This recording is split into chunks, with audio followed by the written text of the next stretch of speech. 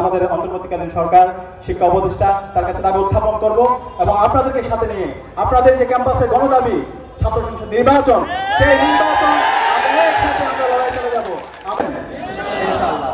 এবং আমরা আমাদের বিশ্ববিদ্যালয় ইতিমধ্যে আপনারা দেখতে পেয়েছেন, আমরা স্বাস্থ্যগত দিক নিয়ে কাজ করছি, আমাদের শিক্ষার্থীদের নিরাপত্তা নিয়ে কাজ করছি, আমাদের নারীদের নিরাপত্তা নিয়ে কাজ করছি, আমাদের শিক্ষার পরিবেশ গবেষণার পরিবেশ নিশ্চিত করার জন্য কাজ করছি, আবাসন সংকট দূর করার জন্য দীর্ঘস্থায়ী যে সমাধান সেটা নিয়ে আমরা কাজ করছি এবং শিক্ষার্থীরা স্বতঃস্ফূর্তভাবে আমাদের সাথে আছে, আমাদেরকে রেসপন্স করছে।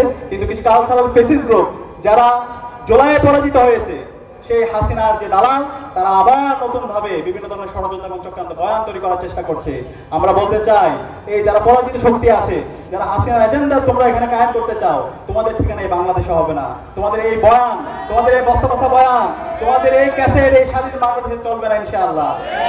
আমি অনুরোধ করবো, আপনাদের এই কলেজেও অসংখ্য সমস্যা আছে, আপনাদের এখানে অডিটোরিয়ামের সমস্যা, ক্লাসরুমের সমস্যা, ভবন অনেকদিন ধরে ভঙ্গুর অবস্থায় আছে, আপনাদের খেলার মাঠের সমস্যা, সমস্যা, আমরা ইনশাআল্লাহ আপনাদেরকে সাথে নিয়ে আমরা আমাদের অন্তর্বর্তীকালীন সরকার শিক্ষা উপদেষ্টা তার কাছে দাবি উত্থাপন করব এবং আপনাদেরকে সাথে নিয়ে আপনাদের যে ক্যাম্পাসের গণদাবি ছাত্র সংসদ নির্বাচন, সেই নির্বাচন আমরা লড়াই করে যাব।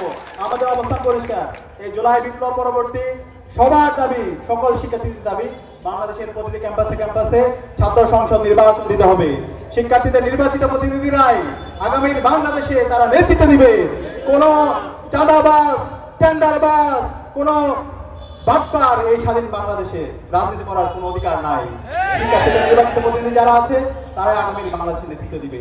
এখন শিক্ষার্থীদের নির্বাচিত প্রতিনিধি মনোনীত করার জন্য এই ছাত্র সংসদ নির্বাচনগুলোকে কার্যকর করতে হবে। আমরা অন্তর্বর্তীকালীন সরকার শিক্ষা উপদেষ্টা তার কাছে দাবি উত্থাপন করছি, সকল ক্যাম্পাসে, সকল কলেজগুলোতে যেন দ্রুত সময়ের মধ্যে ছাত্র সংসদ নির্বাচন দিয়ে দেওয়া হোক। শিক্ষার্থীদের নির্বাচিত প্রতিনিধিরাই শিক্ষার্থীদের আকাঙ্ক্ষা, তাদের যে স্বপ্ন, সেই স্বপ্নগুলো বাস্তবায়ন করবে। আগামী ছাত্র রাজনীতি হবে ছাত্র সংসদ নির্বাচনকে কেন্দ্র করে ইনশাআল্লাহ।